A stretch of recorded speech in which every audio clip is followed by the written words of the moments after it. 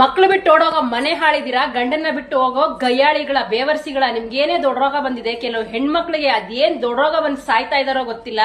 Instagram, Facebook ಅನ್ನೋದನ್ನ just ಒಂದು entertainment ಅಂತ ತಿಳ್ಕೊಳ್ಳಿ. ರೀಲ್ಸ್ ಆಗಿ ನೋಡಿ. ನಿಮ್ನ ತ್ರಿಪುರ ಸುಂದರಿ ಆಗಿದ್ಯಾ, ನಿನ್ ನೈಲ್ ಸಖತ್ತಾಗಿದೆ, ನಿಮ್ ಸ್ಮೈಲ್ ಸಖತ್ತಾಗಿದೆ, ನಿಮ್ ಹಲ್ ಸಖತ್ತಾಗಿದೆ, ನಿಮ್ ಕಣ್ ಸಖತ್ತಾಗಿದೆ, ನಿನ್ ಸೂಪರ್ ಆಗಿದ್ಯಾ, ಮೋನಾಲಿಸಾ ತರ ಇದ್ಯಾ ಅಂದ್ರೆ ಅದನ್ನ ಅರ್ಥ ಮಾಡ್ಕೋ ಫಸ್ಟ್. ಯಾವನಾನ ಒಳ್ಳೆಯವನು, ಒಳ್ಳೆ ಹುಡುಗ, ಒಳ್ಳೆ ಸಂಸ್ಕಾರ ಅಂತ ಇರೋನು ಯಾವನು ಆತರ ಹೇಳೋದಿಲ್ಲ. ಯಾವನು ಮೆಸೇಜ್ ಮಾಡೋದು, ಫೋನ್ ಮಾಡೋದಿಲ್ಲ.